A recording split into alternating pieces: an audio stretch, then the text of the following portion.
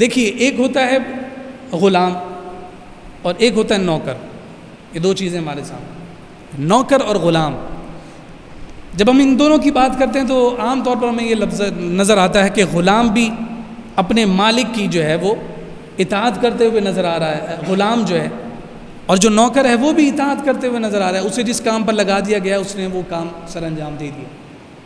لیکن آپ ذرا اس بات کو دیکھیے کہ جو نوکر ہوگا، جو سرونٹ ہوگا یا جو امپلائی ہوگا، وہ 12 گھنٹوں تک تو آپ کی بات مانے گا.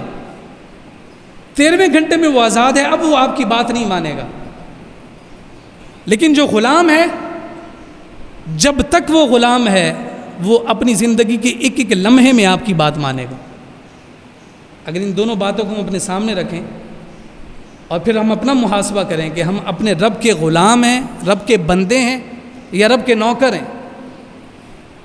اگر ہم اپنے رویوں پر نظر رکھیں تو نوکر تو یہ کہتے ہوئے نظر آئے گا کہ میں یہ کروں گا چونکہ یہ میری ذمہ داری میں داخل ہے، میں یہ نہیں کروں گا چونکہ اس کے پیسے مجھے نہیں ملتے.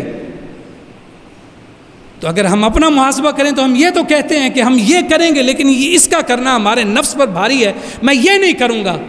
لیکن کہا کہ تم اپنے رب کے نوکر نہیں بلکہ اپنے رب کے غلام اور بندے ہو. اب تمہیں وہی کچھ کرنا ہے جو تمہارے رب نے تمہیں حکم دیا ہے. اب تم یہ نہیں کہہ سکتے کہ میں یہ کروں گا یہ نہیں کروں گا، بلکہ تمہیں ہر حال میں وہ کرنا ہوگا. اس لیے کہ وَمَن يُسْلِمْ وَجْهَهُ لِلَّهِ کہ تم نے سر تسلیم خم کر دیا ہے، اپنے آپ کو رب کی بارگاہ میں بیچ دیا ہے. ان اللہ اشترى من المؤمنین انفسهم واموالهم بان لهم الجنہ کہ تم اپنی مرضی کیسے چلا سکتے ہو کہ تم تو اپنا آپ اپنے رب کی بارگاہ میں بیچ چکے ہو، اور رب ذوالجلال نے اس بکنے کے نتیجہ میں تم سے جنت کا وعدہ کر رکھا. تو جب جنت بھی مطلوب ہے اور اپنی مرضی بھی مطلوب ہے تو فرمایا کہ یہ مومن کا شعار نہیں ہے، بلکہ جس کے عوض میں اپنے آپ کو بیچا ہے جنت اسی وقت ملے گی جب کامل طور پر اپنے رب کی بندگی اور عبادت کی جائے، اپنے رب کی غلامی کو قبول کیا جائے گا. یہ لے لیا جائے، یہ چھوڑ دیا جائے، پک اینڈ چوز کا رویہ اختیار کیا جائے. یہ میرے لیے عمل کرنا آسان ہے، یہ میں کر لیتا ہوں. راتوں کو اٹھ کر 20 رکعت نماز تراویح پڑھنا میرے لیے مشکل ہے، اس کو چھوڑ دیتا ہوں. بہت سارے امور اختیار کر لیے جائیں اور کچھ کو چھوڑ دیا جائے.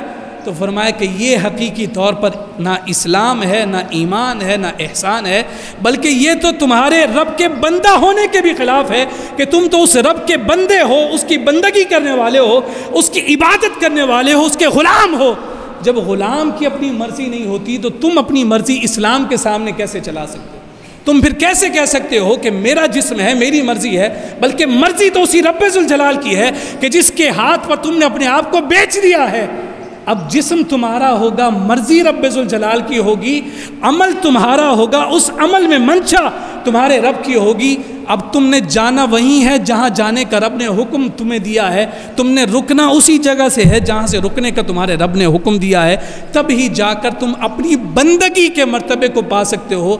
ابھی تک ہم بندہ نہیں بن سکے، ابھی تک ہم بندہ نہ بن سکے، ابھی تک ہم عبد نہ بن سکے، ابھی تک ہم عبادت کے لغوی معنی کو نہ پا سکے، ابھی تک ہم حقیقی معنوں میں رب کی بندگی کو نہ پہچان سکے. اسلام کہاں ہے؟ ایمان کہاں ہے؟ احسان کہاں ہے؟